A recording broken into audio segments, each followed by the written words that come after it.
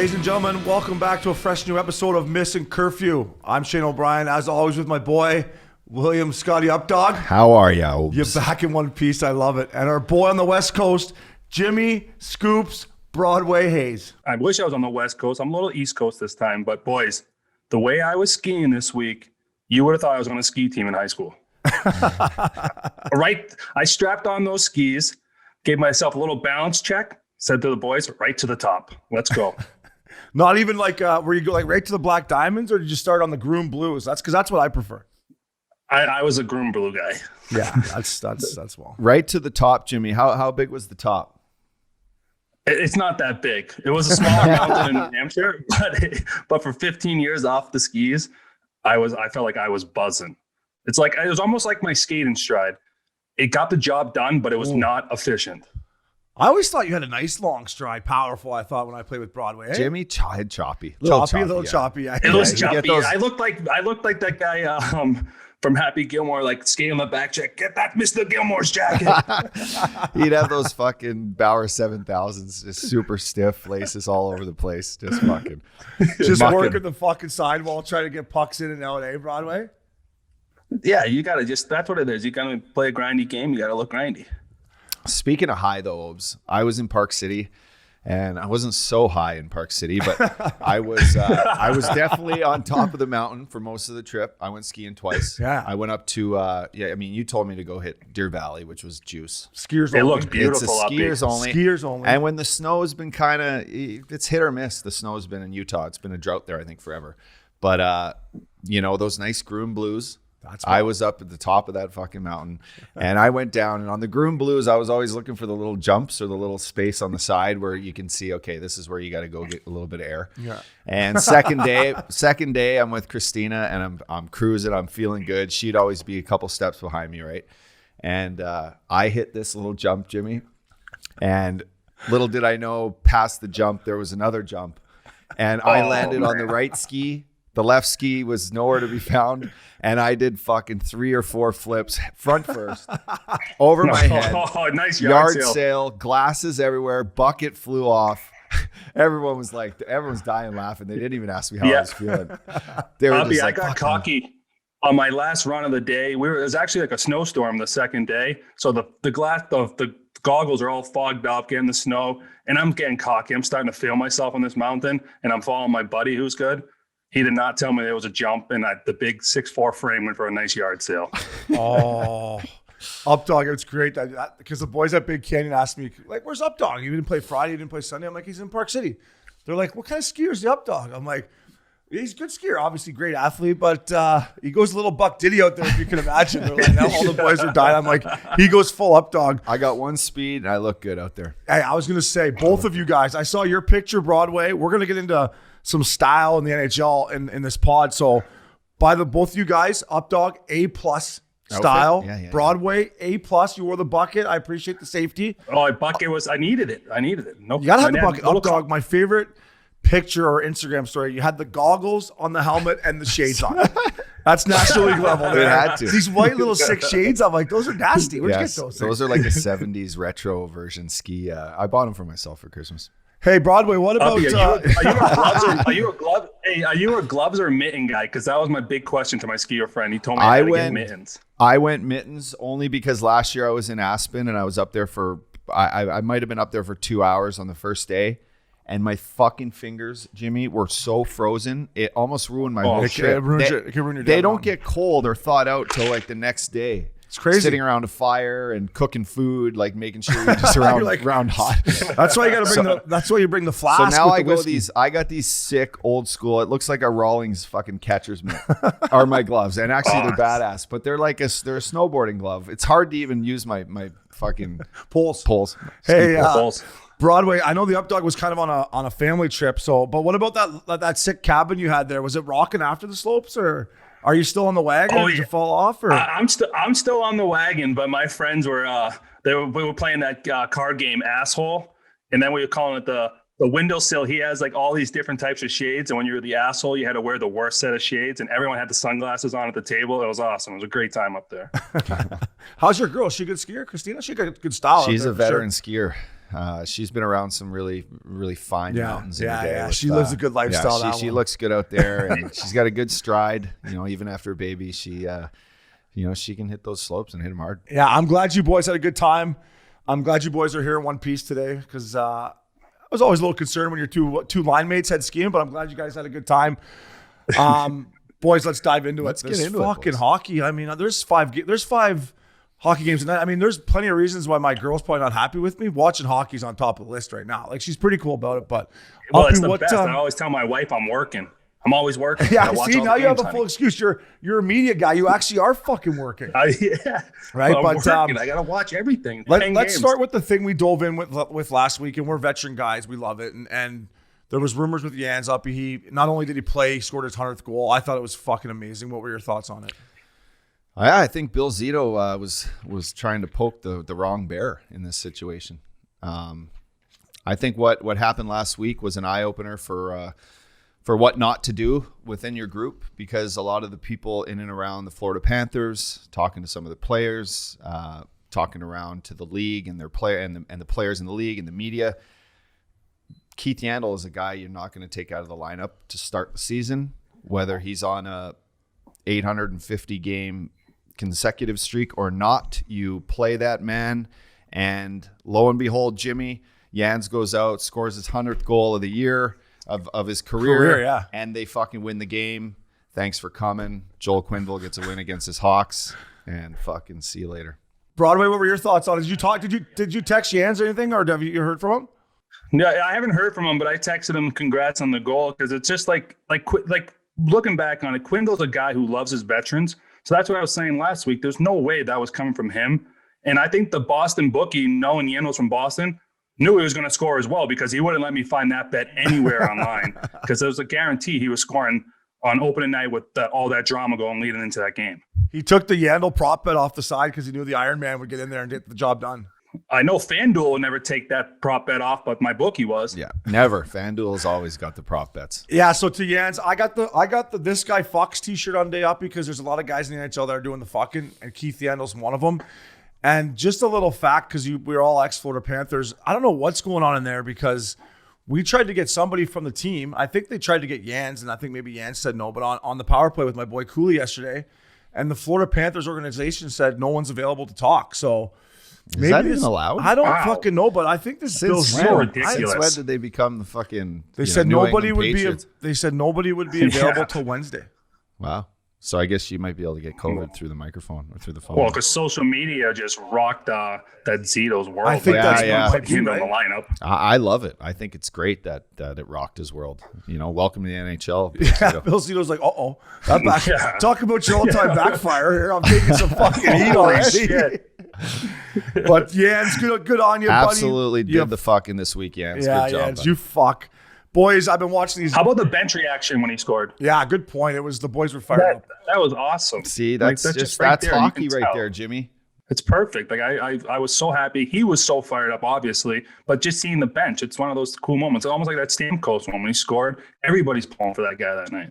Yeah, it was all around good things, and I think it's good for the Panthers or the team. The team building right off the bat. Veteran guys taking some shit, like you said, Broadway. The bench was humming, and I've been watching these games, boys, and I'll give another shout out to my boy Steve Koulis, who told me the stat. There's been 195 goals up dog in 32 games, which means we should have been hammering the fucking overs. But when you're watching this right now, what are you thinking with all these fucking goals? You wishing you could get out there and maybe tip a few in and bang some in, or what? Yeah, I bet you the players wish there's as many kills right now as goals. because they're going to score somewhere, right? Because there is all offense, boys, and no defense here, just like I used to be at the club. Hey, Broadway, Uppy'd be like, fuck, I got a hat trick tonight, but fuck, I can't go get laid. I'd give those 3 goals back to go to fucking Fountain Blue right now. It's great though, boys. I think we can all talk about what the fans want to see. The fans want to see scoring now. They want to see highlight plays. If you're watching it on TV, you want the same thing. Yeah. We want fights. We want scrums. We want it all. We want some fucking fights. We want big hits. But right now, boys, we got to be happy. The guys are scoring goals. The goalies are fucking pissed off. And the coaches, the D coaches are really fucking pissed off. Short training camp. But it's great. It's great. So Cooley fucking writes out of notice the 195. You should have told me that earlier. I've been betting every over if that was the case. But yeah, Cooley. Jimmy, what are you thinking? Yeah, I'm like you said, we always hype the skill level in the NHL, and it's showing early. These guys are just buzzing. Power plays are rocking. Scoring it's got to be at an all-time high. The pace is awesome. And like I said, I got to start hammering the overs every night. Yeah, that's especially in that North Division. Those teams are scoring at will. We called it here on the old fucking North Division. It's a track meet. That's like they're averaging over 6 tucks a night, so that would go over. I just think back to our day. Like if we were giving up that many goals, like think about how much video we'd have to watch. But I wonder if it brings me to my next point that we were talking about before we got on air here, boys, is Updog, is the NHL turned into the NBA where fuck defense? Like we would have never got benched. Fuck Obi, you turned one over, it doesn't matter. Updog, you didn't get out of the wall. Fuck Broadway, don't go to your backhand. It seems like, okay, we get scored on, it doesn't matter. Just go out and score a goal. Do you think it's turning into that, or eventually guys got to hunker down a bit? You can't be giving up fucking 5 or 6 a night. Yeah, it's never going to be as soft. I think, there's a standard at play here by the referees, by the tougher guys in the league. Shea Weber's not going to turn into a soft player. No, Webbs looks good, by the way. He does look good. Really good. No. You're not going to see, some of these younger guys that play hard, hungry hockey. You're not going to see them flop around, but you might see them not back check if things continue to go the way they do. If the league and teams promote all offense and build their teams around just guys that play one-way hockey, yeah, who knows? It could turn into, the Harlem Globetrotters. Like just like James Harden launching threes. Hey, guys are just fucking cheating the puck and stuff. So I love it. We're going to touch on this too, but there's some teams out there with some really highly skilled world-class players that aren't playing as good as they should, and they're not getting the points. So these teams are going to address, playing defense, because if you can't fucking win by just, quite frankly, throwing your sticks on the ice and scoring more goals than the other team, you got to fucking find a way to keep the puck out of your net. So I love goals. I think, I'd never want to compare the NHL to the NBA. No, I know. I shouldn't have said that. No, I was but just you touch on it. No, but after I said it, I was like, sorry, no disrespect to guys to show. It's not the fucking NBA, but I'm just saying. No, the NBA plays D in the fourth. Yeah, I guess it's a great point by Oppie that eventually these guys, I guess, Broadway, I'm asking you from a coach's perspective. Like, it just seems like these coaches nowadays, like, okay, you make a mistake, we get scored on. Okay, just go back and get one back for us. It doesn't seem like anyone gets fucking benched, and I guess I'm a little bitter because I got benched a fucking lot in my career. Do you watch these games and see these mistakes and nothing's really done? Yeah, I agree. Like, especially watching that Philly game last night, you see some of the defensemen turning pucks over to Jack Eichel and Taylor Hall. That's the type of shit that will get you on the bench for the rest of the period. But I think the structure will eventually come in. But this is like I said, the high octane offenses right now are just huge in the NHL, and we're seeing it right before our eyes. I mean, I don't know. I know if I made 1 or 2 mistakes, my night was fucking over. Like, hey, sit right here. Over. I started shooting pucks off the glass by the end of my career. Your tail would be tucked so far between your legs, you'd see it up by your nose. Yeah, I'm just like, I hope I'm not on waivers tomorrow. But, I mean, like you said, Uppy and Broadway, these guys are fucking buzzing. And I don't know. I guess I'm glad I'm sitting here talking to you beauties and not having defended, because maybe these guys are just so good now, Uppy, that, it's fucking hard to defend. And another thing is this when you play, but all these good young players and highly skilled players like, the Eichels and Taylor Halls, when they get going and they start playing 22, 23 minutes a night, and you're a guy that goes out and did one stupid thing, you are not seeing the ice again, because these guys are continually just rolling over, right? Yeah. They're feeling it. Their coach is like, this is my night. When my boys are going, here, let's go. Fucking go get points. And it's like, fucking good night, Jim Kite. I'm sitting on the bench. My skates are off. You're wishing you had your cell phone. Loosen the skates up a little bit, Uppy. It's not pretty. Uppy's like, pretty. I wonder if I can go back there and grab my iPhone here for the third period so I can send a big text out. The worst part about getting benched is your fucking. Remember how sore your feet would get? Like I'd have to undo my wheel, especially in Calgary. It was that the year. worst feeling. I'd always get out there with those TV timeouts and just buzz around, just get my legs, keep my legs. Would you still? I love the little hot lap. The hot lap on the TV timeout that was my go-to. Sometimes it was like the highlight of my night. Would you do it? I mean, you didn't get benched as much as I did. Would you still do it Broadway? I would do it in the first and second, like maybe if I was going to get a shift. But once I knew my night was over, I wouldn't even go for the lap. I would just literally, I remember me and the big Ern would just have the chin straps undone in the middle of the bench. Ern would have his skates. Yeah, the grocery stick. Yeah, Ern would have his skates completely right undone. there. And we would just sit there being like, fuck, what happened? You know, so. But the hot lap was always nice. Must to have got lost in the shuffle. Yeah. I mean, for me, it would always be that those stupid timeouts would always come right before I was supposed to go. Every time up. So for the fans out there, like we out. have every period, there's 3 1-minute TV timeouts for commercials, and those timeouts would come after a whistle. Well, that whistle would always happen just as fucking my line, whether it was Brodziak and Reeves, were hey, hit should be like Revo uppy, Brodziak, you're up, and then fucking sure enough, icing, boom. Put out our first line. I know. And we're sitting there just fucking. It's the worst. Yeah. Especially. Go back through the rotation. Yeah, it was the through worst. the rotation. Yeah, Fourth in rotation. Especially. You're ready to go and you're just, see you later. Get back. Wait again. 4 more shifts. Next thing you know, it's been 12 shifts. You haven't seen the ice. Especially when you're on the road, you know they're going to go back with their top line. You're like, okay, 100%. It's another 6 or 7 minutes. Boys, the big news out of Philly, and we had Mike Richards, that beauty, on probably a month and a half ago now, and he had talked about his experience in Philly with the media the one year where they were on a winning streak. And he had to talk to him because he would have got fined, but he gave him yes, no answers. That's it. We seen Voracek. We talked to Hazy's brother. He's a fucking beauty. Updog, you played in Philly. What was your reaction when you saw the clip? I thought it was fucking hilarious. Konecki's reaction was priceless. But what were your thoughts, bud, being a former Flyer? It was just the tipping point of it all, right? Like some guys, Jake in particular, they have they're big personality guys. They take a lot to heart. They play with their heart on their sleeve. And quite frankly, I think he was Mike Silsky, if I'm going to say his name right, but I'm sure everyone's looked up who this guy is. He's a columnist for the Philadelphia Inquirer, which is pretty much just a tabloid newspaper. Okay. He does not write anything on X's and O's or actually what's going on the ice. He just writes his opinions, which are complete garbage.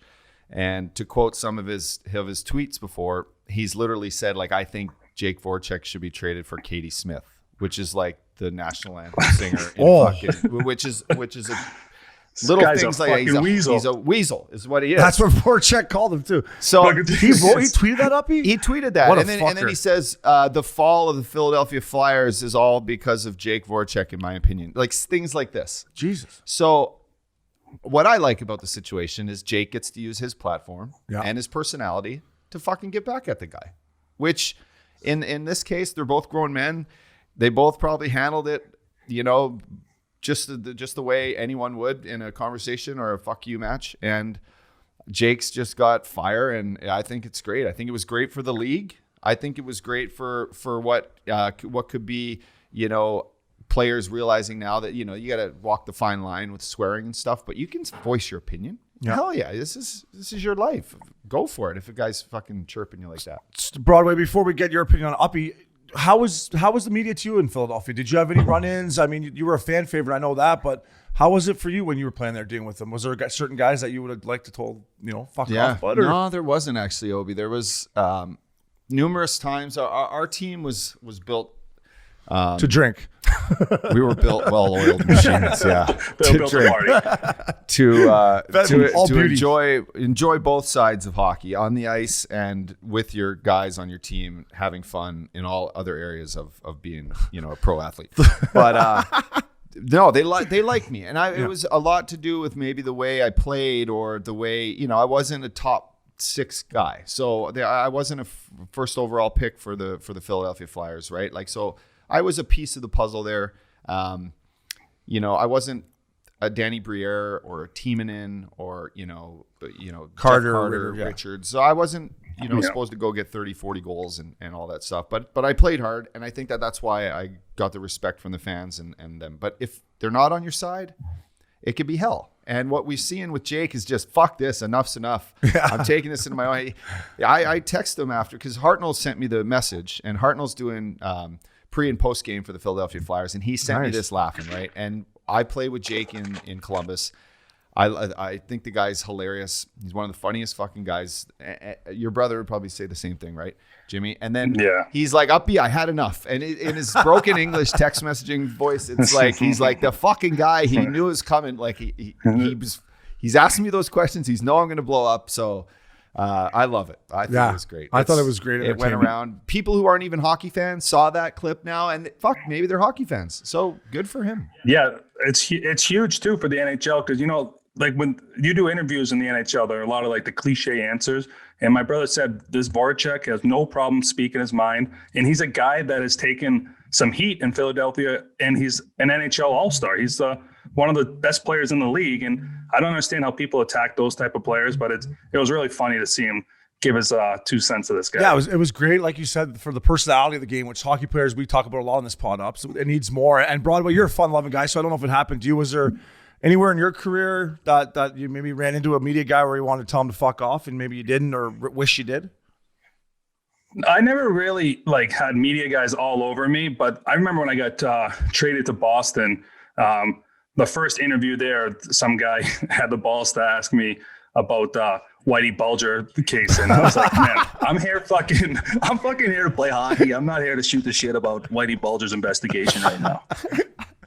You're like, yeah, well, he's a pretty good guy. Gets kind of a bad rap sometimes. But yeah, for me, boys, I went to Vancouver and I played in Anaheim and Tampa. So there was no media. There was 2 fucking media guys in both cities, right? I go to Vancouver and listen, I was stinking the joint out early. Like, it was bad. It was fucking bad. Thank God for the Roxy, because I was getting late at least, but it was bad. And the only guy that really came at me was an Uppy, likes this guy, and he's had an unbelievable career on the ice, and it just as Ray Ferraro, Chicken Parm. So me and Chicken Parm, we got into it one day a little bit in the dressing room, but no F-bombs. I said, hey man, if you want to rip me, that's fine, but don't come over here and try to hang out with me, Willie Mitchell, and Juice right now. We were laughing, Mitchie having a good time, and Chicken Parm came over. I said, hey, get out of here. But the thing I did in Vancouver, Updog, was once I realized that the media was so powerful, I tried to kill them with kindness. Like, I went out of my way to talk to these guys, like Ben Kuzman and these guys, Farhan Lauji. Murph, I didn't have to, because Dan Murphy's an absolute beauty. But I just thought, listen, I need these guys on my fucking side, because AV, I didn't have him on my side. So I'm like, if I have the media, maybe I can play it. They can help me sometimes. And throughout my career in Vancouver, they actually did help me more than hurt me. Yeah, that's a good thing you realize that. Not many guys, it's easy to, be kind to them when they have the power of just their words that gets seen a lot, right? And an unnecessary article, whether it's true or not, based on one guy's opinion, can just be a hassle. And it could probably be fixed by you just like taking 5 minutes to shoot the shit with them and giving them something that another guy wouldn't, right? Yeah. And that's one thing I always thought with the media was, fuck, what else do I got to do today? Why can't I spend 5 or 10 minutes just like giving these guys something just that they wouldn't, but that they can't get from another guy, and then they'll be like, fuck, this Upshaw, like, he hasn't scored in fucking 23 games, but you know what? I'm gonna take it easy on the guy. It's not like it's his fault. He's fucking playing 12 minutes a night. He's going the net hard. The puck just bounced over his stick, for fuck's sakes. That guy's had a lot of good chances. He gets the puck in deep. Like, come on. That is a great point. It's especially like for me in Boston that second year, like I was struggling big time. So the last thing I needed to do was add fuel to the fire by being a shithead to the media, because like you said, you need those guys on your side, especially when you're struggling big time. Yeah, it doesn't help. And I just thought in Canada too, a lot of those guys that are in the media, they obviously wish they played in the show. So they come in the room, hey bud, come over here. What'd you do last night? So it's tough. We are media now, boys, as much as we like it or not. So it is tough to do. And I think we do a decent job of, we don't want to rip guys, but we're trying to be honest with what we think of the game, and they have a job to do too. But I think it's okay for a player to fight back and use this platform, like you said, Uppy. Now, should you throw F-bombs because kids are listening? Maybe not, although we don't mind throwing them on here. But Uppy, I agree with you. Use your platform as a player, right? Yeah, exactly, Obi. It's all you have. It's what you have. We talked last time about like leaving the game of hockey, and if you're a bad guy, you leave with no friends. This is like this. That was a great quote by you. It's kind of a similar thing where it's like I was in Edmonton training camp 3 years ago, and there was this one article by Mark Spector. He's a Sportsnet guy, and he wrote me off after I got hurt in like the first scrimmage, right? He's just like, Upshaw's done, blah, blah, blah. So I'm like, what the fuck is this? I kind of fixed my knee. I'm rehabbing. I still know that I can practice and skate in camp. So I call this guy. I kind of call him over. I'm like, I don't want to be a fucking asshole here, but you're going to write me off in an article? What the fuck is that all about? I'm on a PTO in general. Who, like, did someone tell you this, or you want to hear it from the horse's mouth? Because I'm actually going to go skate right now. If you want to fucking watch me skate, I'll prove to you right now that I can probably beat half these guys in a competition, whatever. Yeah.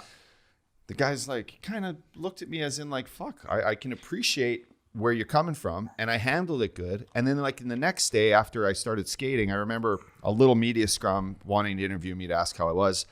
I stayed and did like 10 minutes, 15 minutes extra just shooting the shit with a couple guys that I've actually, Jim Matheson, a bunch of beat writers in Edmonton that I listened to as a kid. I'd always tune into their articles, whether it was, in a Sports Illustrated or fucking just on a simple beat rated column. Anyway,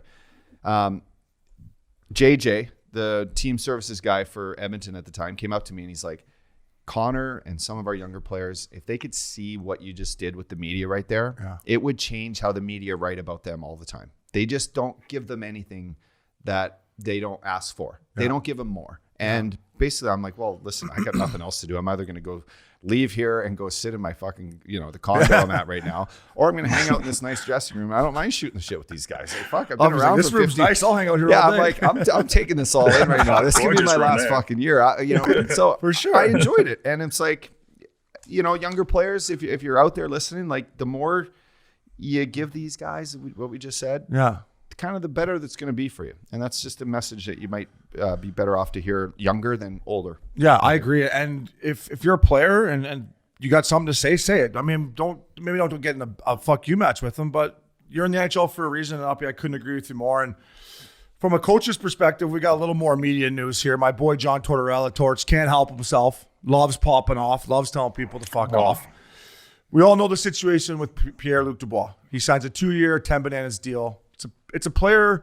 It's a management friendly deal. It's a deal that you could probably get traded because it's not 6 or 7 years up. Exactly. Yeah, so Torch comes out, rips him in the media.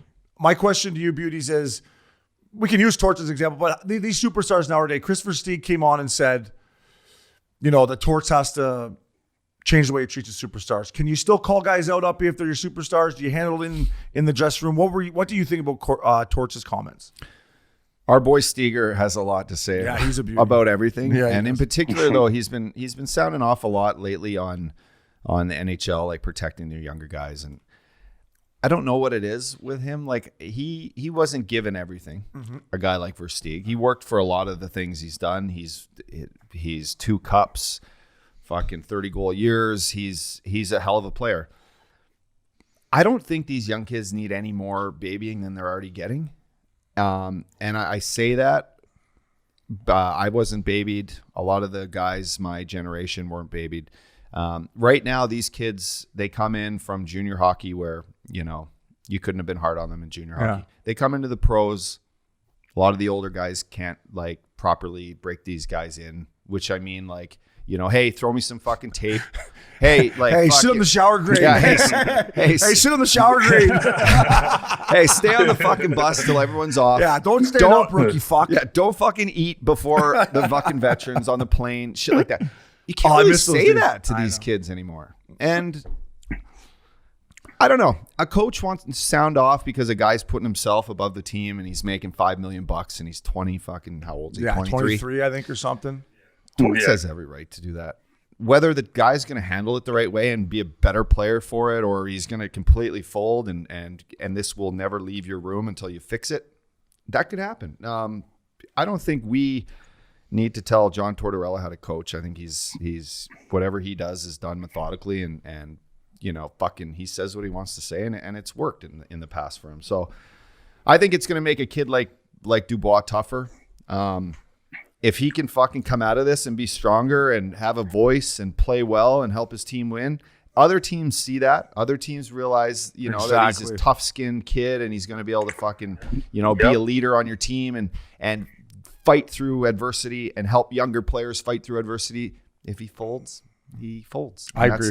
That's not a good quality. So I don't know. That's my No, and I'm with you, Broadway. What are your thoughts on superstar players and Torch's comments? How do you think, if you're a veteran or what? How do you handle these guys that are making a lot of money at a young age? Like I agree with you. I think Torch has every right to say it, but at the same time, it's not his decision on if this kid gets moved or not. That's a management type decision. So I think Torch just needs to coach the team. He can kind of light a fire under the kid's ass, but you gotta play him like a number one center that he is. You can't play him 15 minutes a night like he did the other night. So you either got to put him in the lineup, let him play like a number one, or scratch him. And that's a decision for management. But Torch has every right to call a guy out, and hopefully the kid can get the message and continue to play hard, and it's only going to benefit himself by playing hard because other teams going to see it and other teams. Yeah, that was my point. Like, so the first 2 games, Torch played him 18 minutes, and then the last game where he finally scored, he played him 15. So, but that was my point. And like, go out there, play hard, be a good teammate. Boo fucking who? Yeah, fuck, you're making 15 minutes. Yeah, you're making off. 5 bananas. Yeah, you're stuck in Columbus, but I just think, Broadway, you nailed it on the head for me. Respect your teammates, respect the fucking National Hockey League, play hard, you'll get fucking traded. And for Torts, I love it, man. Keep it fucking going. I think if you're a Stanley Cup winning coach and have the respect that Torts has, say what you want to say. If you want to use the media, use it. So I love it that we're talking about shit going off in the media, though, because it's great for the game. I truly believe that. And we started off talking about how many games there are up. I've been watching a lot of hockey. I know you have. Broadway, you're doing your thing on the East Coast watching. Let's jump into some teams that have impressed you that maybe you didn't think were going to impress you, teams that you knew that were going to impress. Updog, who you been watching? Who's been doing the fucking? There's been a lot of teams doing a lot of fucking. Fucking right. And it's great. Hockey on TV right now, there's so much hockey. I sit at home and I'm like you guys said, it's kind of our job now, right? And yeah. I like watching. I don't even know what game to watch sometimes. Hockey, but like, fuck, here, California, prime time. I'm trying to make dinner. I'm trying to put my baby down. I'm trying to fucking get off the chairlift. Like, there's been a bunch of things in the first weekend of this season that, it's a little struggle here to watch. But, why not start right here in Southern California? The Ducks. The Ducks, for me, I was expecting a little more. You play Vegas first 2 games. What I saw out of them was tough start. It was a tough start, but they managed to keep up with Vegas for the first 40 minutes of game 1.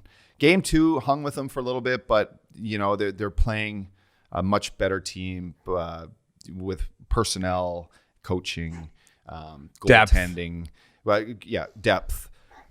So, the Ducks, they got Gibson that's been playing good, but he needs to steal games. When your top goal scorer after your first 3 games is a 21-year-old Max Comtos, he's got 3 goals. Yeah. I mean, you're going to need your youth to help this, but they're not just going to be able to win you games all the time. So the Getsies and the Fowlers and all this, they're going to have to come and be leaders and help this team kind of get over the hump, or it'll be a long season.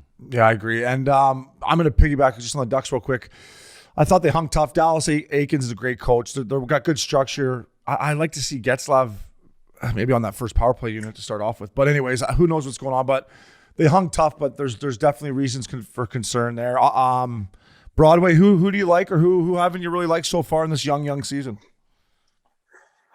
I'll start with a team that I like, and it's been Montreal. Montreal is a team that I said would probably make the playoffs, and in this league, it starts with your goalie, and Carey Price he's continues to prove himself as one of the best goalies in the league. I like that addition. Josh Anderson got off to a great start, and this young kid Suzuki, his skill level is through the roof. And I really think this Montreal team is going to do some damage in that North Division. Yeah, I would not fuck around and give up that Suzuki for anyone. I think he's great. Him and Brandon Gallagher, they play the same style. Suzuki is that like little water bug that you want. He reminds me of like Jaden Schwartz, just how hard he works, and he can control the puck. He helps their offense.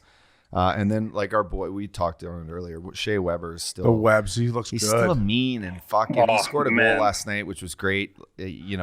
The back of his, fucking... Who was it? Webbs, yeah, he came in, got it, a little sneaky behind the net off the back of the goalie. He still got it. Like, Webbs, you know what? He's battled injuries. He's played a lot of hockey. I love seeing him out there still just ripping one-timers. It's Yeah. fucking great. Uppy, every time I watch the Oilers play and that kid, the Finnish kid's in net, what's his name, Koskinen or whatever? Yeah, he's wearing my number. 19. I'm like, he stole fucking Uppy's number. I remember Uppy went to fucking training camp with the Oilers on the PTO. I'm like, how's it going up there? You getting settled in, buddy? He's like, yeah, but fuck, this backup 10, he's wearing 19. I'm like, what? He's like some Finnish kid. I'm like, guy's never played a game in the NHL. How is that even a goalie number? I'm like, you're giving a fucking backup goalie that has never played a game in the NHL number 19. Yeah. I don't know how the fuck. Well, I know how the Finnish league works. I went over there, but kid, you're not wearing 19 between the pipes right away. Like, fuck. Frosty would never allow that to happen I mean, up dog. it's not. I was on a PTO. Speaking of, yeah, but still, you had fucking over 800 games or 700 games. But anyways, every time I watch that, that's the first thing that pops in my mind. I'm like, that fucking guy's wearing up his number. Our boy Frosty Broadway, you teed me right into my squad. This was a team that I ripped at the start of the year. I put them on the shit list when we did the old Audible on the last podcast or 2 podcasts ago. Jersey, man. Tom Fitzgerald. Jersey, yeah, your cousin there, boy. He might know more than me because he might be honest. He might be onto something. The first thing I noticed was they got unbelievable team speed, boys. They played the Bruins, and granted, the Bees are a veteran team. They'll get into better shape, but I took the Bees both nights. I was going to talk about bet them. the Bees 2-1. They were fucking minus 250 or something. Thank God Marchand scored in the shootout the first night. Then they lost the second night. Jersey's goaltending, Mackenzie Blackwood. This kid's from Thunder Bay up in Mike Richards' territory. This fucking kid could kick. And the guy fucking Miles Wood, this guy fucks. He's a Boston guy, right, Broadway? He plays with size. Yeah, he's a Boston speed, guy. Good looking cat. No fear good in that looking. guy's He's game. missing his whole fucking top row of his teeth.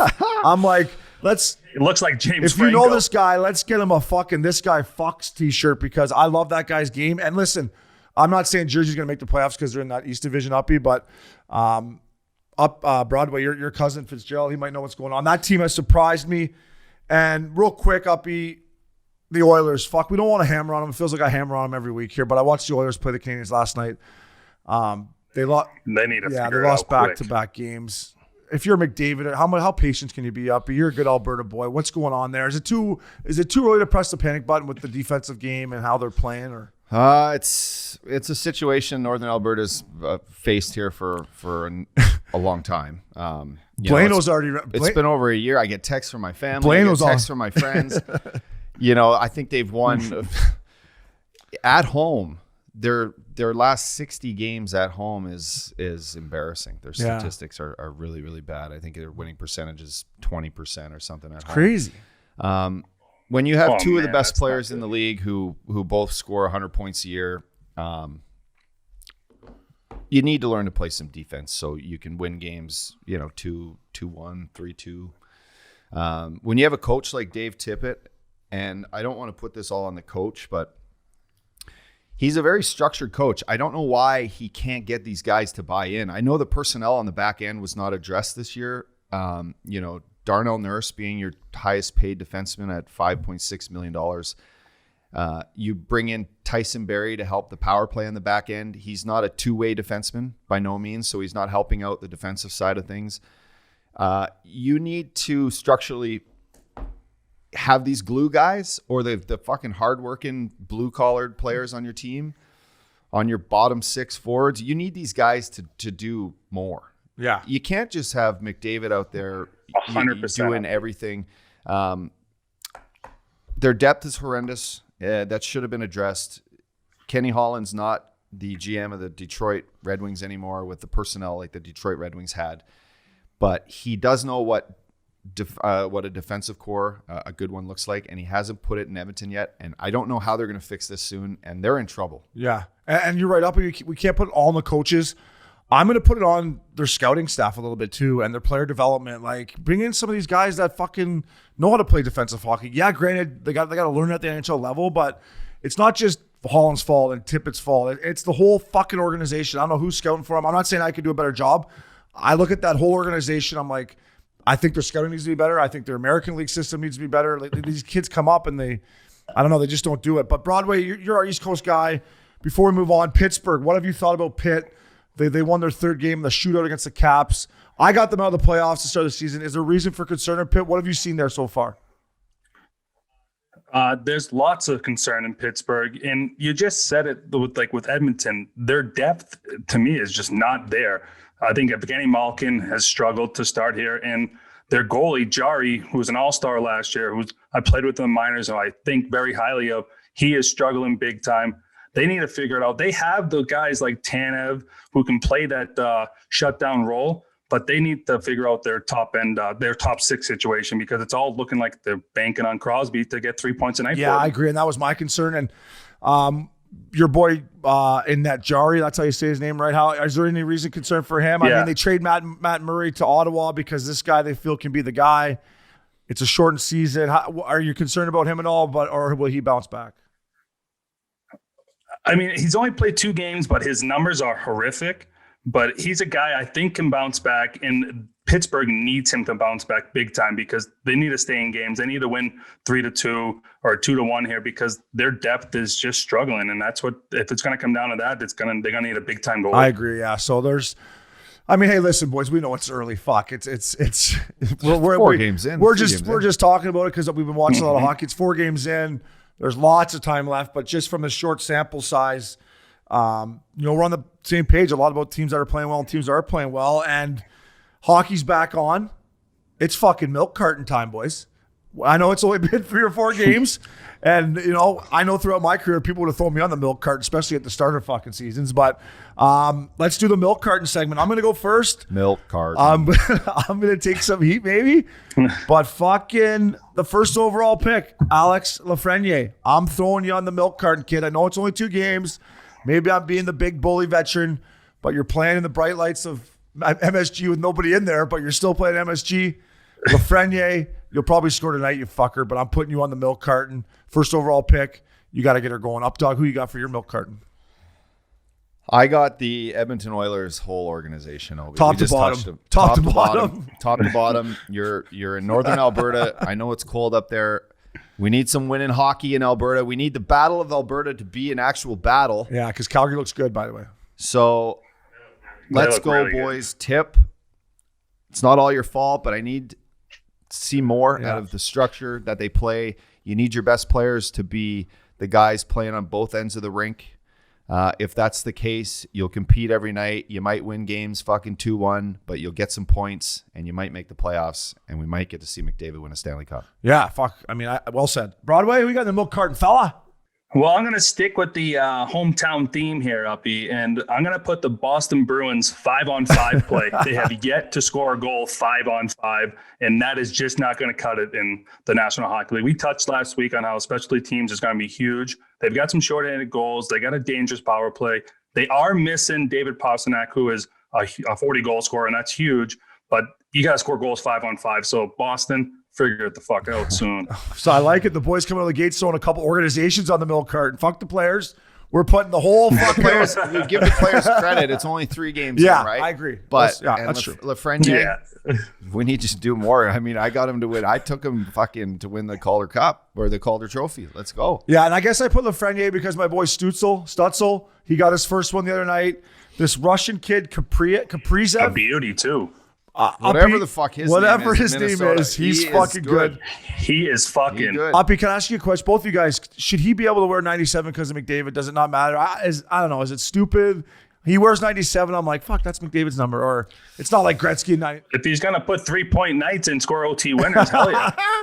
Updog, should he be wearing 97? He shouldn't. Yeah, I don't know. I mean, fuck. So if that's his number, change it to 79. 79, Yashin. Wear the turtleneck like Yash did too. Come on, get the fucking tinted visor out. Make 11 bananas a year like Yashin. I think Yashin's still getting paid up, dog, too. Fucking guy. No, that kid's good. Overtime goal in his debut, an assist in the next one. I think he's the first player ever to have points in overtime in his first 2 NHL games. Pretty cool. Yeah, he's good. Dean Evison, I'll shout out to him. Coached me in junior in Kamloops. He's got those guys playing pretty good. Minnesota, they look half decent. Can I ask you about him? Because he looks like an intense. Behind the bench, he looks like is he an intense coach? Because he looks it. Yeah, we used to have this workout we did in junior. It was fucking awesome. We'd go in and do these circuits, and our little tiny gym was like it was a dressing room like this, actually, the size of our studio here, Obes. Okay. And there would be squat rack, some dumbbells, a fucking speed bag. and then a heavy bag with a jersey around it that was tied up. And you used to just fucking go squats, bench, speed bag. And then you used to grab the jersey and you'd fucking you'd get in a fight with the fucking heavy bag, and you would fight this heavy bag for fucking now it minute. makes sense why the WHL was the Yeah, toughest and league. that was our workout. It was fucking great. That is fucking one of the best things I ever heard. That was the old school training back in the dub back then, Broadway. I don't That is exactly what we did in 100%. That's just 2002. full tilts every night in that league. That's awesome. But I'm excited that Minnesota looks good because I'm a huge Billy Guerin fan. He was the GM of Wilkes-Barre when I was there, and he's the definition of a player's GM. He loves his guys. He'll do anything for his guys. So it's great to see them have some success here early on. Yeah, they're playing well. I still, unless I got money on them, I don't really fire on the fucking Minnesota Wild game. But they're playing better. No, I can't touch. I haven't touched them yet. You're not going I to bet on them. No. I bet them the fucking second game against LA. Did they win? They won. Nice. Yeah, they came back twice.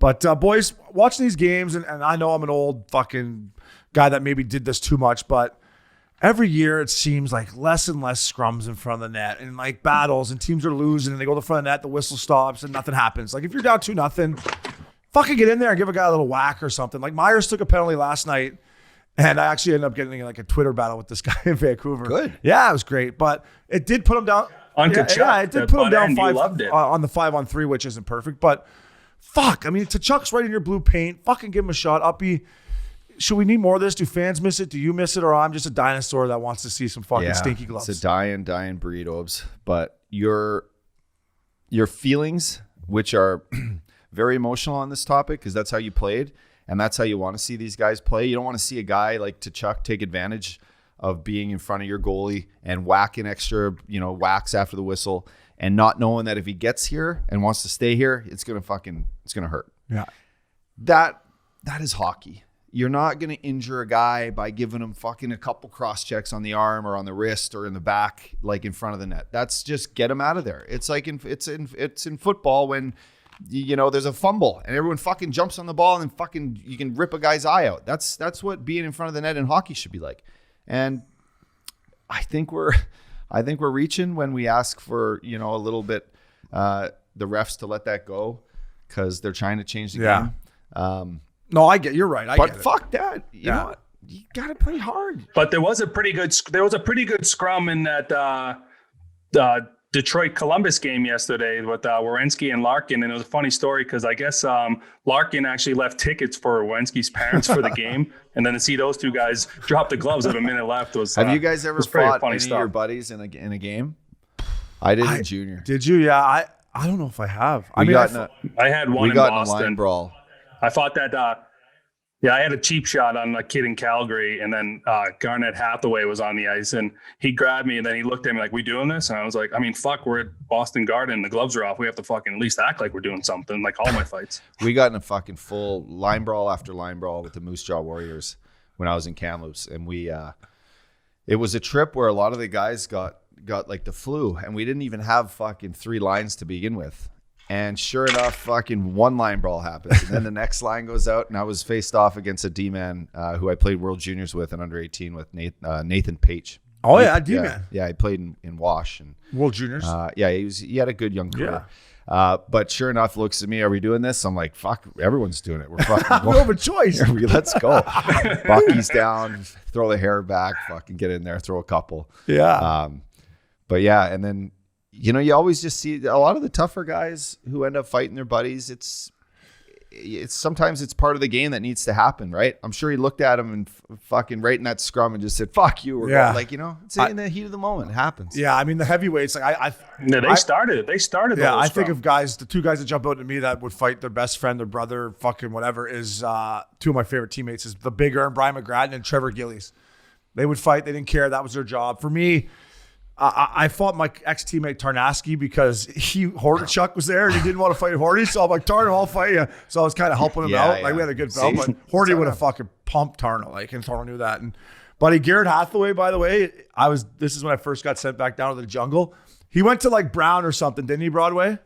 Where'd he go to school? Yeah, all those school guys. Yeah, he comes up and I'll give this kid credit. He's made a great career for himself. I did not think he would ever play this many games in the NHL, so good for him. But He gets in his first fight in the jungle. He can't get his one glove off, and he just gets fucking just shit kicked. Breaks his nose. So I'm like, after the game, I give him some time. I'm like, hey, kid, come here. I'm like, fighting, it's tough. You just gotta do it. That's the only way you'll get better at it. But I'm like, first tip, you gotta drop both your gloves. He's like, I know, I couldn't get my left one off. It was stuck. I'm like, it's okay. So he made a great job for him. And Updog, you teed into on our Missin Curfew, there's been some people asking about line brawl, the Canucks and Flames. I was part of it.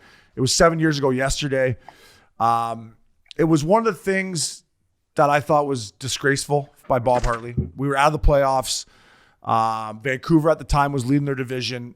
Hartley comes in at morning skate, calls in Big Ern, Kevin Westgarth, Blair Jones, who wasn't a fighter, and tells them, listen, I'm starting you guys. If they start someone, I want you to start a brawl.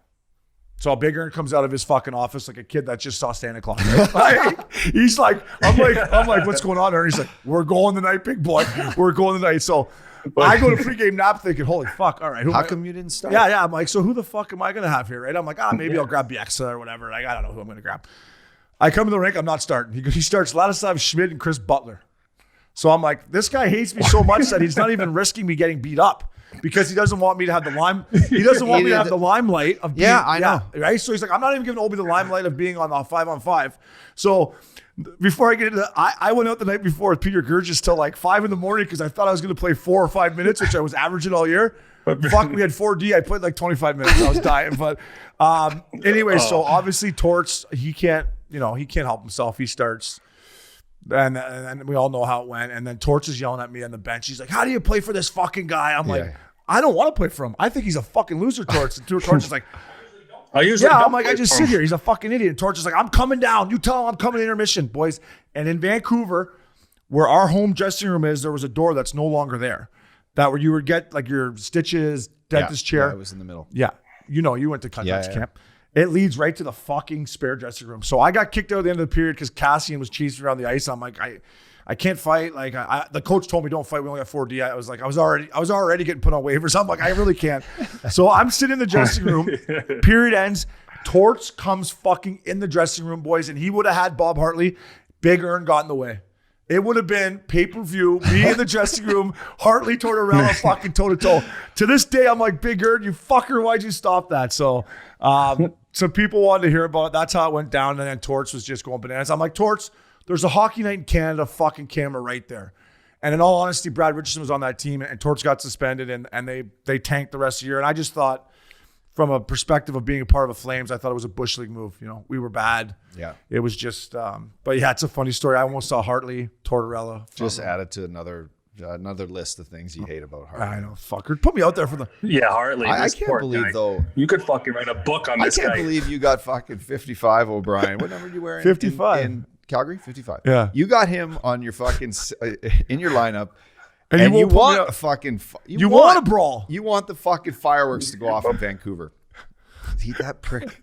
That would have been fucking. That would have been epic. I know. The only guys that were more upset about me that I wasn't out there were fucking Chris Butler and Ladislav Schmid. They're like, what the fuck's going on here? I'm like, I don't know. I'm surprised Butsy didn't just do the quick change for you. I know. I'm like, Butsy. Good idea. I should have said that. Butsy, just change. Yes. Fuck. Butsy might have done that. Yeah. See? I mean, you fucking got all the answers. But Schmid would have done it too. Yeah, but it was. I saw the clip last night. I'm missing Curfew clips. It was fucking hilarious. 7 years. That Rick 7 years ago. Comment when he zoomed in on your face. Boys, to put a little, we got a great guest coming up, a guy that we all know very well. So we're gonna get to him. But watching all these games, Updog, you've always had sick style on and off the ice. Broadway, you're the same. Look good, play good. It's the fucking National Hockey League. I don't care if there's fans or not. Who's got the best style out there right now, Updog? I look to no one but an American-born legend. Jimmy played with him. Got a couple fucking free tap-ins because of him, and I don't mean kill. I don't mean Paris kills. Club. Uppy I'm not talking about myself. Yeah, Uppy actually needs goals this time, not goals. Patty Kane, boys. I think the reason why, not only because I think he looks sick, and when he handles the puck, it looks. It's like hockey porn. It's hockey porn. It looks porn. hockey. It's hockey porn. Completely. It's full double pen. It's just everything you need with hockey porn.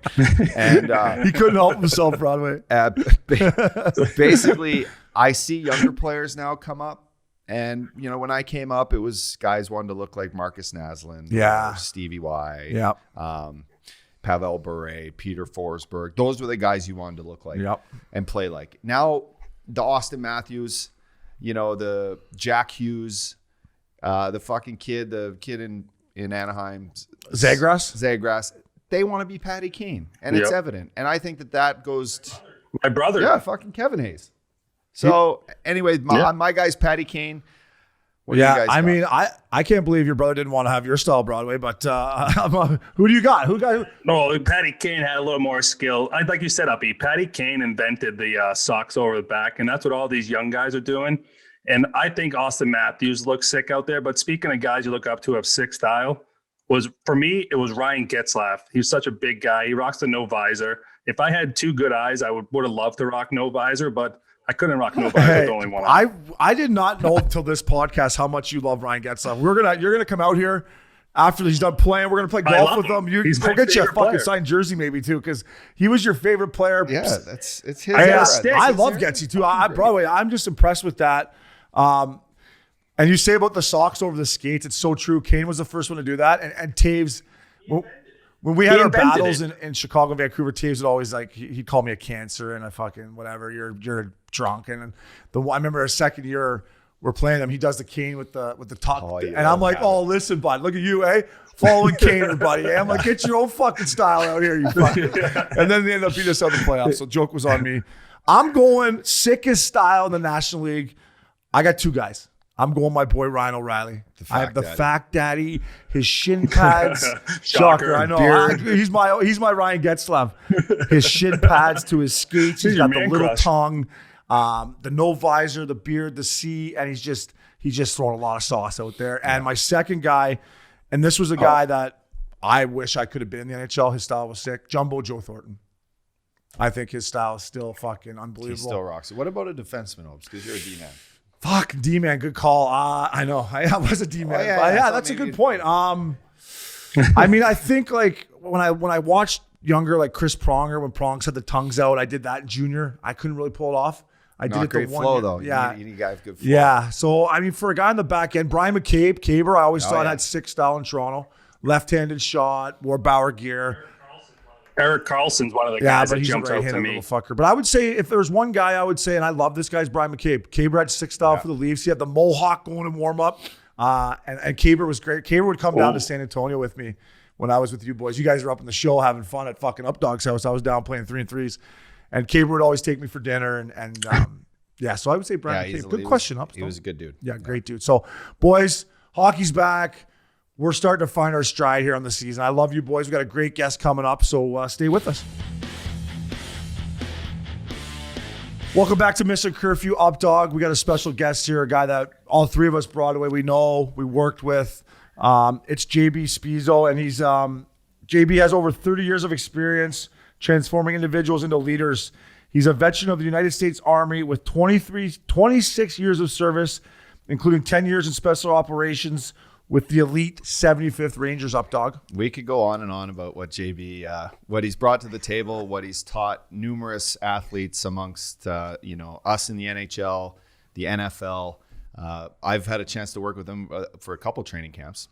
And the teachings, the leadership, the life qualities he brings to the table and what he's able to help with our team has been astronomical. Yeah. So let's bring him in. Let's bring him in. JB, how are you? Good, guys. How you doing? Updog, OB, good to see you. Jimmy, guys look great. I'm proud of you. Yeah, we were saying the same thing about you, buddy. You haven't aged a day since I met you. The hair looking perfect. You're still ripped up. I love it. Yeah, thanks. Yeah, hair. Yeah, no, trying to stay after it. Every single day, run, CrossFit, something. Got to stay after it. Yeah, JB, let's just start, buddy. I remember when we had training camp in Florida together. We went to West Point. You were leading the charge there, but just for our listeners, talk about your experience in the Army. The thing for me at West Point was the discipline these kids had, the discipline you showed me throughout my time when I was, down in the minors. But let's just talk about you and everything you went through with the Army and so forth. Yeah, sure. Middle class kid from Pittsburgh, PA, played some sports growing up and decided I'd, join the Army to, pay for college. And the recruiter's like, why don't you be an Army Ranger? I had no idea what they do. I said, what do they do? And he said, jump out of airplanes, blow stuff up. I said, sign me up. And that's kind of how he went. And, I figured out I was pretty good at it and made a great career out of it. Obviously was fortunate to be in special operations with the esteemed Ranger Regiment. I was a drill instructor. I worked at West Point. And then at West Point was the time that, we had our first interaction with, professional hockey players when the New York Rangers came there at the 05 camp after the lockout. That lockout 05 and it kind of took off from there. And actually Glenn Sather was the one that esteemed president and GM and hockey Hall of Famer said to me, hey, you're pretty good at this. You should think about doing this after the military. And that's how it came. But a lot of it is just kind of imparting, leadership on people that they already have. Because I'll tell you, OB and Updog, I've worked at both of you closely. And I told a story a few weeks ago to a client how when we were in Florida and we really didn't have a captain. Jovo was still injured, that whole piece, and Updog, you stepped up as the captain. And I remember telling the owners, Vinny Viola and Doug Sifu, that like we didn't have a captain and you were the captain and you did a lot of things behind the scenes that people didn't see. And I even remember when I don't know if I know this, but I know that when it came time into the season and you guys were collecting tips for the equipment guys and that support staff that does so much. There was a player that didn't want to pay, and Updog reached into his own pocket, and I think it was 12 or 15 grand or something like that. You pulled out because you didn't want those guys to be short. So, that's all that behind the scenes stuff that you do that forms leadership. And if I help you both with that, then I've done my job. Updog, classy move, fella. By the way. Yeah, no. JB, the thing that.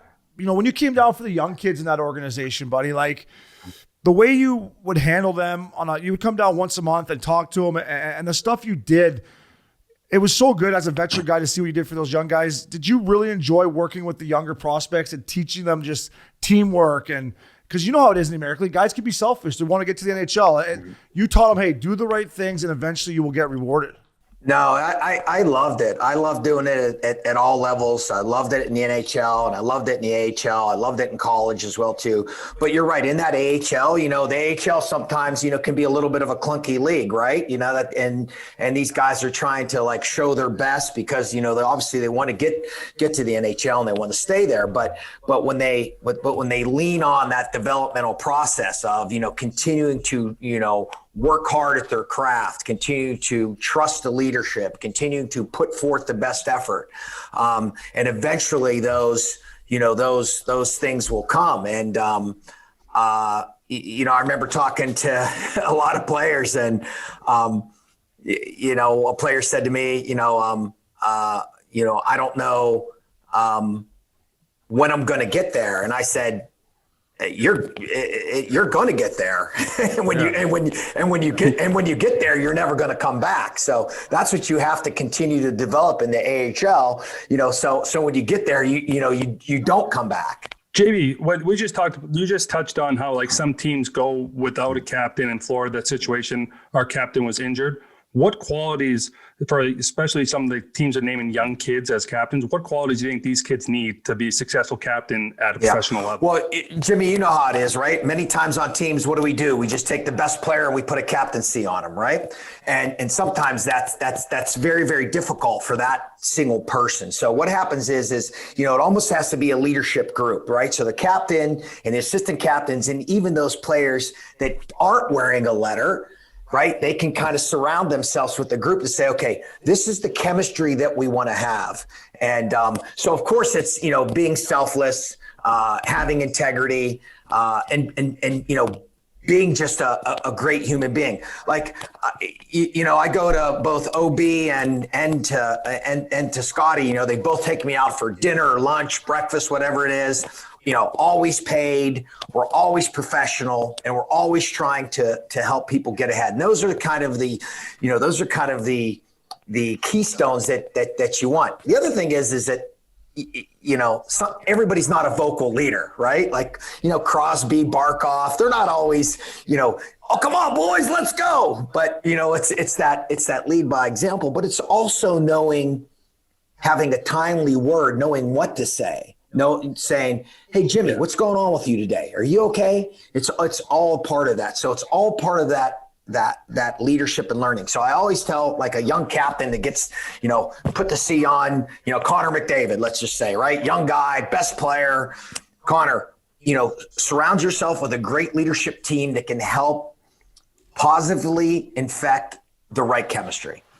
Yeah, that's a great point, because Zdeno Chara for me was a guy who did that. He wasn't the most vocal guy. He spoke when he had to, but he was a leader by example, just by doing little things, like you said, being in the gym every day, showing the young guys that there's more to just playing hockey. You got to take care of your body. And he was a guy that I think put Boston in the category of an organization where they are today. And the other thing is Jimmy, is you got to do it off the ice too, right? You have to be willing that, after a loss and you have 30 people waiting for you, or a kid's birthday party, sometimes players are like, oh, I don't want to do that because I just had you got to shake that off, and you got to go grip and grin. And Scotty and Obes to tell you in Florida, that was a part of it, right? You had to grip and grin as much as you did on the ice, because it was a market that needed that. Exactly.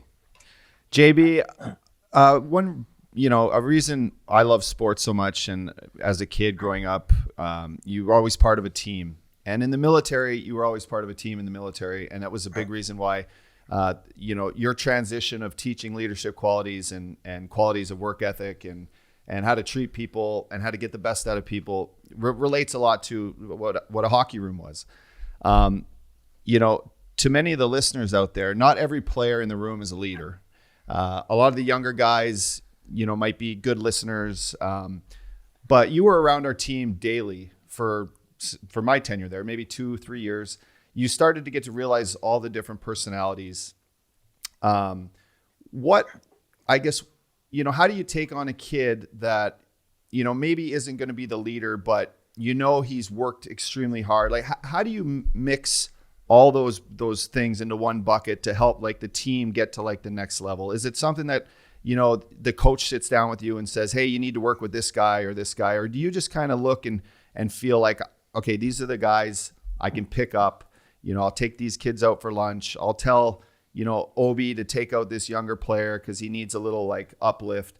But like the comparison from the military to hockey, how does that all kind of, take life?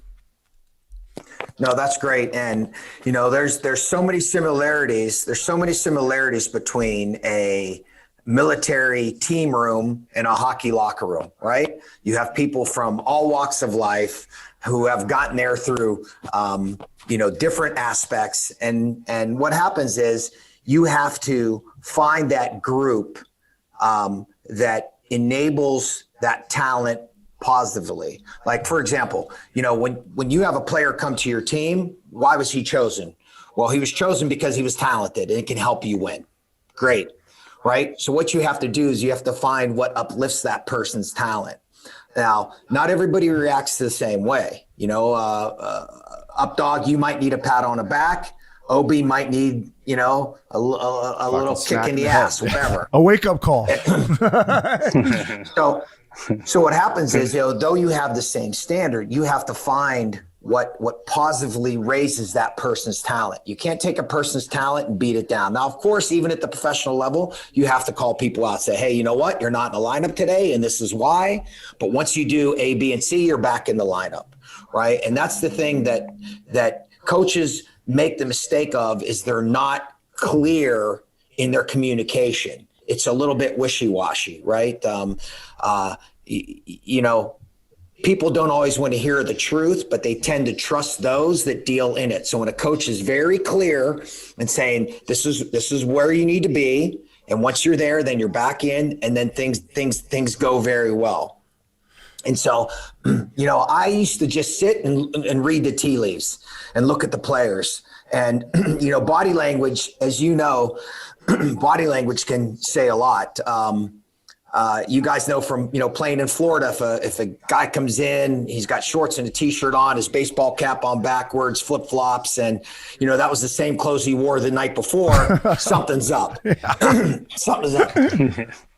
So I would always send you something. So I might be guilty of that. Well, I would always sit in the equipment room with a cup of coffee and then watch these guys and be like, hey, what's going on with you? Like, go shave your face, go shave, go get some food before coach sees you. Yeah, jump in the shower. And so, yeah, exactly. And so, but that's all part of that leadership and learning experience. In the military, you got to remember, in the military, every time you get promoted, you go to a leadership school. Right? They send you away for a professional leadership program. Like, we don't do that in professional sports. We just say, oh, Jimmy, you're the captain. Good luck. Yeah. And then sometimes we're like, man, we give a person a lot to handle without giving them the resources to handle it. And so that's where I come in, is just helping them with that institutional knowledge of giving them the ability to find what leadership trait works for them. Look, I'm a cheerleader. You see me in the locker room, it works for me. But it might not work for everybody. So you have to find what's authentic to you. Yeah, no, JB, 100%. And you were, man, your energy. And first of all, let me thank you, because that year when you come down, listen, I didn't want to be there. You knew that, but you energized me. So I've always had a special place in my heart for you for that. And the thing I want to ask you, Uppy touched on it a bit about leadership, and you did a great job with our guys in San Antonio.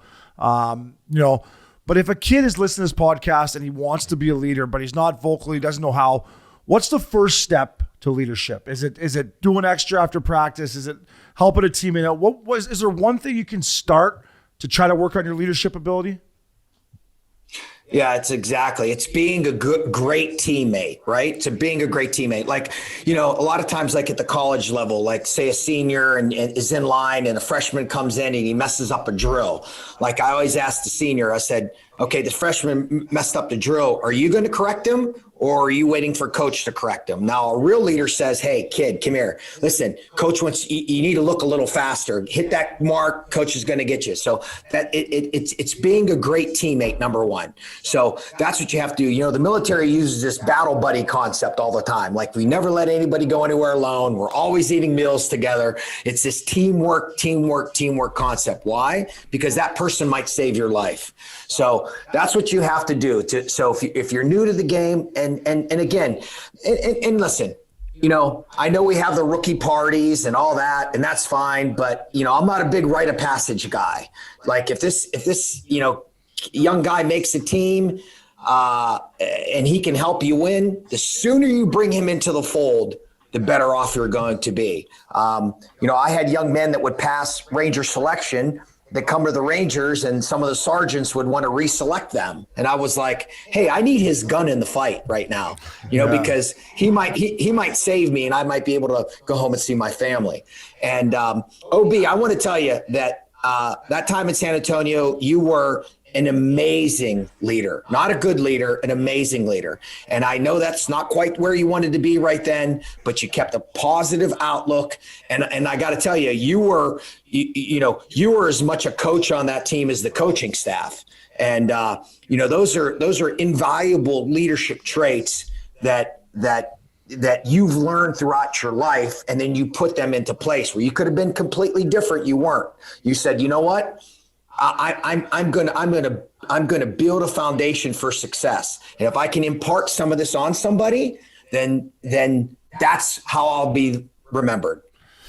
Yeah, thank you. That's one of the best compliments I had. I appreciate it. And the buddy system, me and Updog and Broadway, we used to use the buddy system at the bar a lot, JB. I'll be like, sure. Don't go too far. I'm going to need you here, buddy. We got a couple girls coming to the table. Don't you go too far. But JB, just on a personal level, man, I loved your energy so much, and you always came in and you just lift up a room. And I'm never going to compare sports to what you did. I'm never going to do it. West Point opened my eye beyond belief.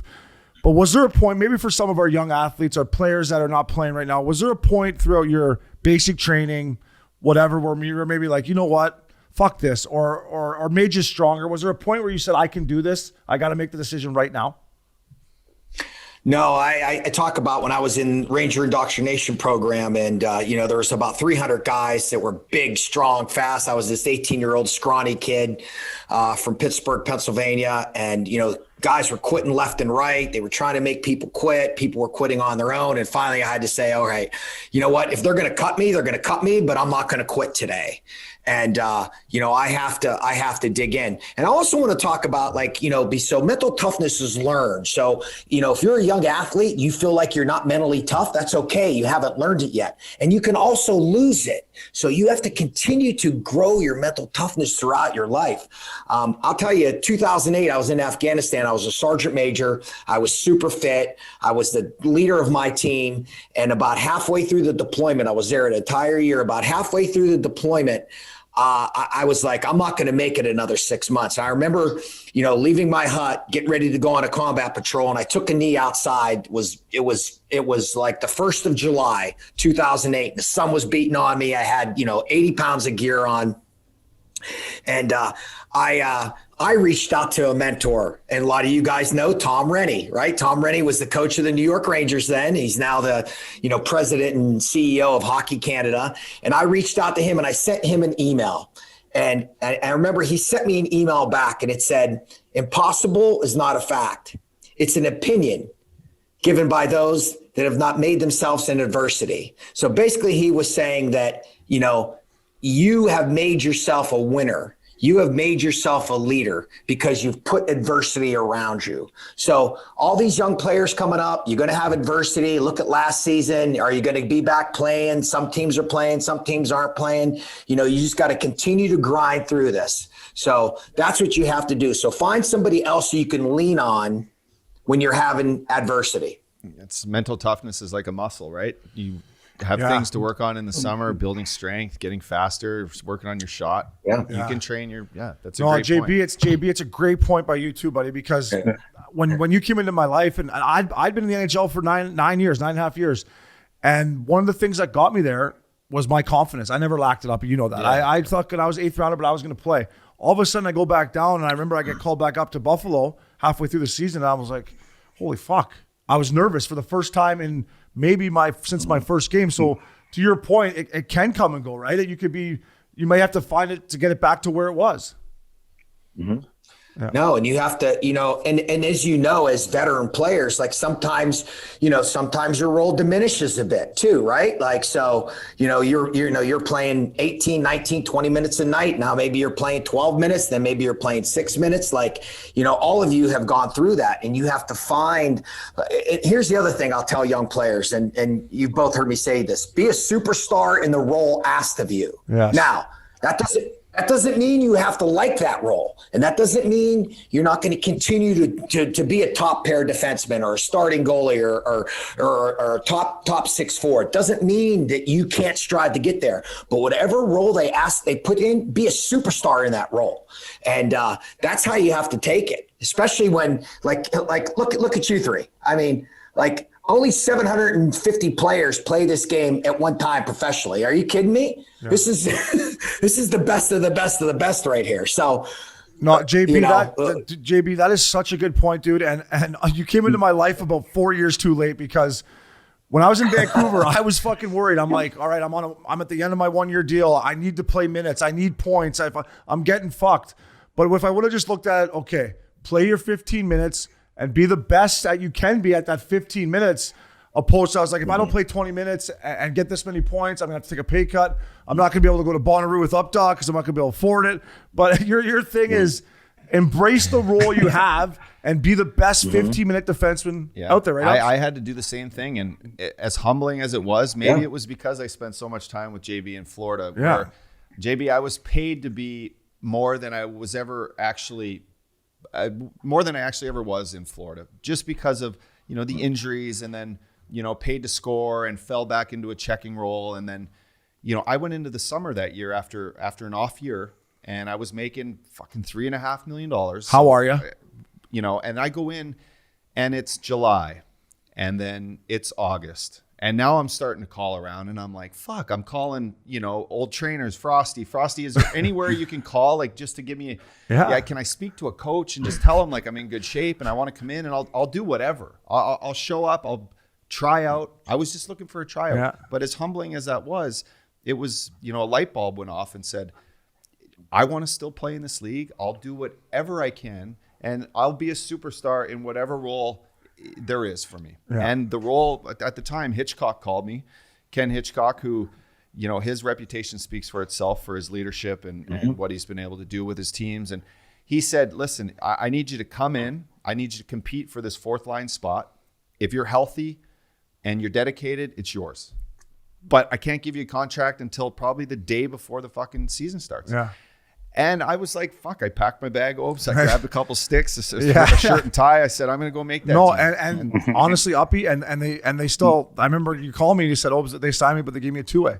You signed the deal and you still played there. And JB, I say this to Uppy all the time, like the way he changed his career near the end, it got him another 3 years in the league, 4 years in the league. And it's not easy to do, man. Like you were a 6th overall pick, like you were a fucking goal scorer. You goal scorer in your career. So for him to do that, it's always one of the things I look back at his career, and it's a feather in his cap because it's not the easiest thing to do, is it, JB?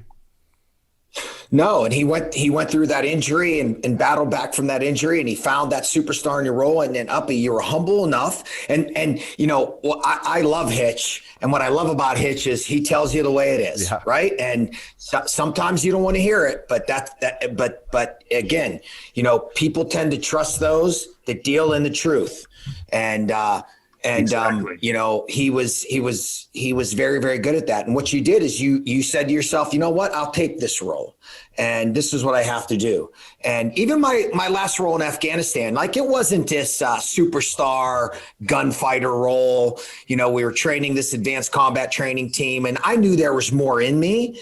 But it was, 6 Americans, 5 Romanians, and 5 Polish. And guess what? At the end of it, I wouldn't have traded it for the world because, we made the country better. Like we made people better. And so that's what you have to look at. And again, it's not, will I be in the Army Ranger Hall of Fame? It's how many people that I have trained will be in the Army Ranger Hall of Fame. So that's the legacy that I'm going to live by. And so that's what you kind of have to do. And on that last note, I'll just tell you that, you know what? Frosty should be the next NHL commissioner. That's all I'm saying. Frosty should be. He's got our vote for sure. We pump Frosty up a lot in here. He's got his 1% getting our vote here. JB, I want to share a story with our listeners of our time with you at West Point when we were all Florida Panthers, and an training exercise that can you help me with his name? Sergeant, who was our sergeant that we had dinner at his house? Jimmy and I were talking about it before this. Older guy at West Point. He's the man. He was your sergeant when you trained there. Older guy. Badass. He made us carry the rock. He made you do what? No, you're talking about Hank Kersey. Hank Kersey. Colonel, yes, is he a colonel? Okay. Yes, okay, so he's a colonel. Okay, and he is the absolute. He is like Patton reborn. Absolutely. Okay, so this guy. So I want to share this. So we break off into 2 different teams after practice one day, and we don't know what the fuck we're getting into. And we all meet, and we do. There was a competition done the day before, like a survival of the fittest competition. But this competition we all showed up for after lunch. We're sore from training camp. We've been working out, and you want to talk about mental toughness training. We show up to the bottom of this hill with our colonel, the badass, and he pretty much goes, all right, team B here, team A here. You see that fucking boulder right there, that like 120-pound rock? Climb this fucking mountain right now. With it. Now, either one guy carries it for 5 steps and then passes it on, or 4 guys all share the trail. But there wasn't even a trail. It was go right through the trees. And this thing. And you needed a huge Jimmy, stick too. I don't know about you, but that was one of the hardest things and the most fulfilling feeling of accomplishment when we got to the top of the hill, probably an hour and a half later, with blisters and cuts and guys falling over. And it was wild. But JB, that sort of exercise, has that been around forever? And just share what the hell that does for people, because it was crazy. Oh my God. It was crazy. And I remember one of the players said, how do we know we got there? And the colonel said, you can't go any fucking higher or something like that. So, because somebody said like, well, where do we stop? Like so you basically went to the top, and that was, you climbed a torn mountain with, Colonel retired Hank Kersey, who's just a, Army legend, West Point legend, Desert Storm legend. And, what that does is, here's what you're doing is you're getting professional people, whether you're a business professional or you're an athlete, you're getting yourself out of your comfort zone, and you're doing something together that requires all of you to accomplish it. Right. And then when you do that, what do? You build chemistry with one another.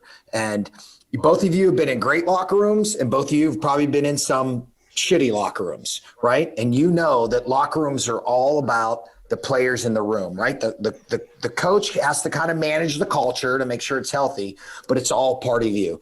And the pride, the integrity, the honor, and again, years later, up dog, you still remember that like it was yesterday. I do too. It was an amazing experience.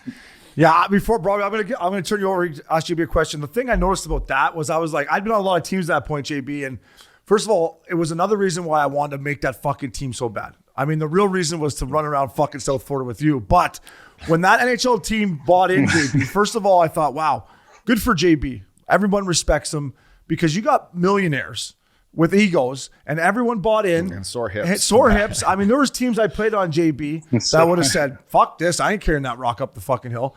But I guess what I'm saying, JB, it started with your leadership, and kudos to Dale Talon, Uppy, veteran Sean Thornton, Willie Mitchell, because everyone did it. Mm-hmm. It was actually, JB, before you go, it was really cool too. And I remember this vividly because of the experience when I got to the top.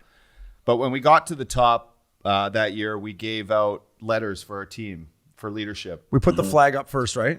We put the flag up. Yeah. So it was a Florida you put the Florida flag. That Panthers was awesome. Yeah, you put the flag up next to the rock, and Yeah, then flag. all the rocks that have ever been lifted up there are they stay there, right? And they're signed by whoever brought them up. And correct. And then I think you and the colonel both, said, guys, what you just did, not only is it a special treat, but not many people have ever done that. And these are the people who have done it. So you're part of this group here. And then, he gave out the captaincy to Willie Mitchell at the time. And then he gave, I think, me versus Stieg. No, it was you, Anyway, Boley, and Yeah, it was, you, Boley, and Boley. fuck UC Oaken or something. But you and Boley and Mitch was captain. So it was the You first see time Jokinen. I was ever acknowledged as as having a letter in the NHL, which was a huge honor. And just that experience of it, made it really, really fucking cool. Yeah, so it was. The whole thing, JB, No. was amazing. Well, and that whole rock pile, a lot of times military people carry a rock for a fallen comrade. So many of those rocks were for somebody that had, a man or a woman that have lost their life in combat.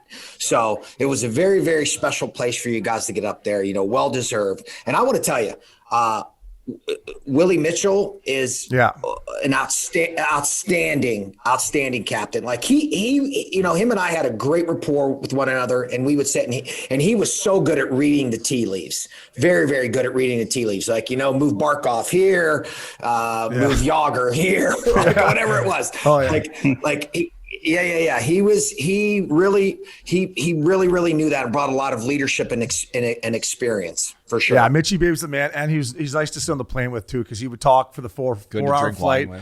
JB, just one other thing about that retreat. Remember we had to find the fallen pilot. Remember the pilot was like the guy that was down. Pilot, yeah. The fucking guy we had to go down, weighed about what I weigh right now. I'm like, boys, how are we gonna get this guy back to base camp? Carry him back. Yeah, no, you guys were busting my balls. You're like, JB, can you get a fatter pilot, please? I'm like, how did this guy fit in the plane, JB? There's no way this guy got in the plane. Yeah, that was great. Broadway, what do you got for good. JB? I just wanted to, we've touched on some great leaders here, but you've been around a lot of different teams.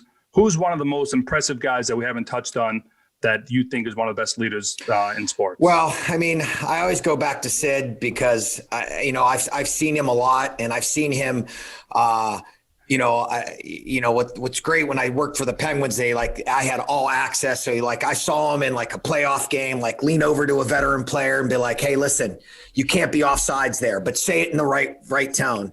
And, last one on the bus, the whole thing. And even though he's just, he's got so many asks and do outs, it's like, hey, Sid, hey, can you come talk to this kid? And I watched him, talk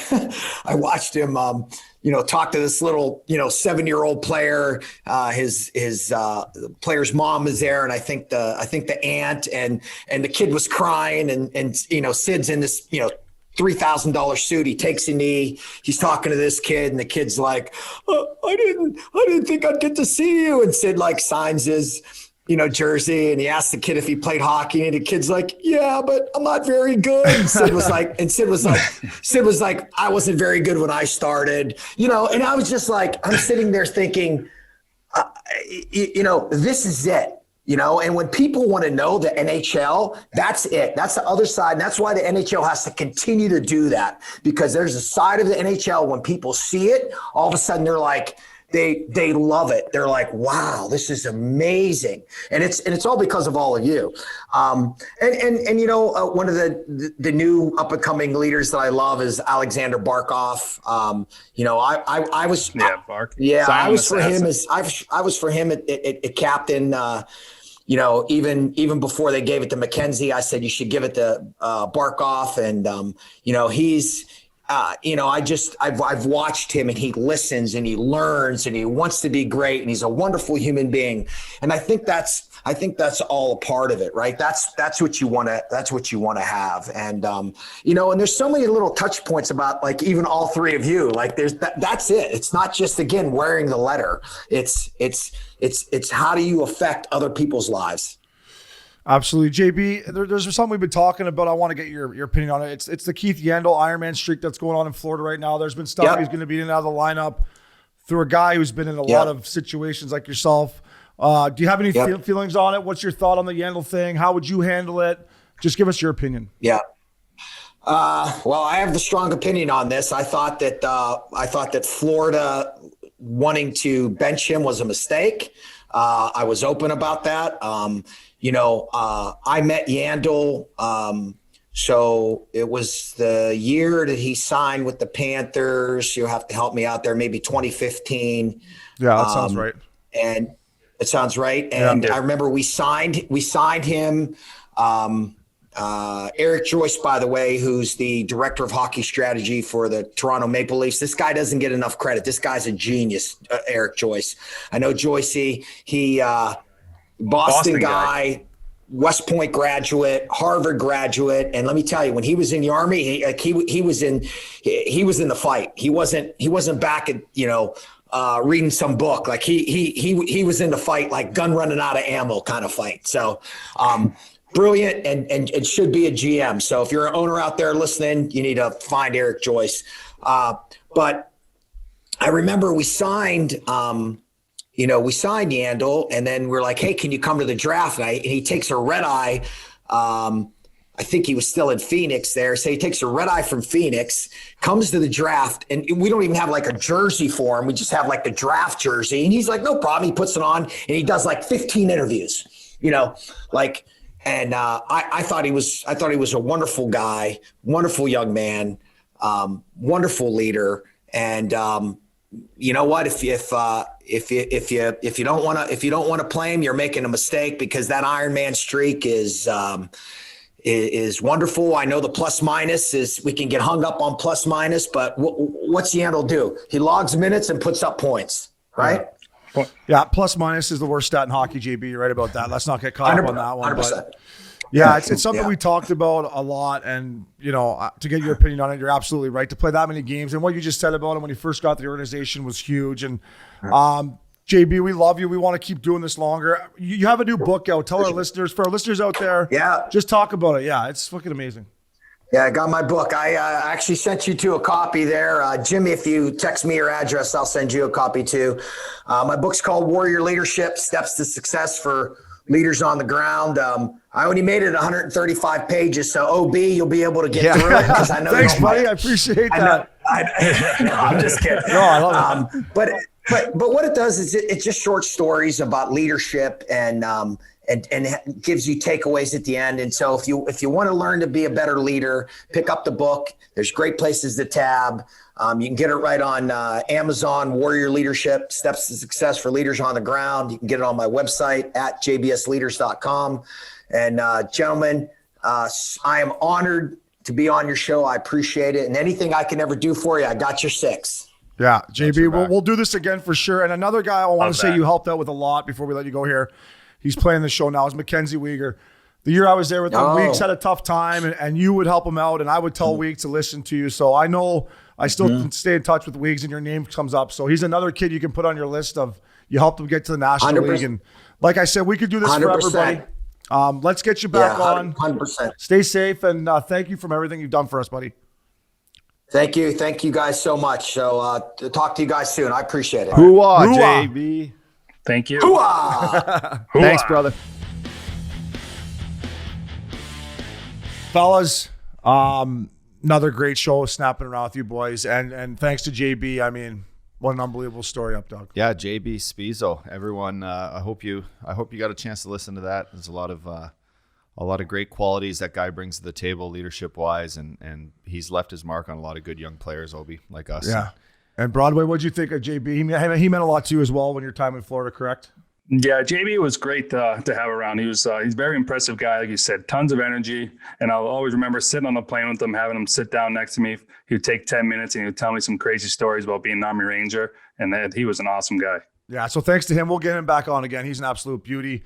Fellas, I'm off to Vail tomorrow to get the slope. So hopefully I make it back in one piece like you guys. I got the gear shipped there. It's waiting for me. I'm looking forward. Never skied Vail up, dog. You have? What? Gear as in, do you have your skis? I got my own boots. So I don't nice, skis. Yeah, nice. my Mac L told me you need your own boots. Are you skiing with Mac L and Lupo?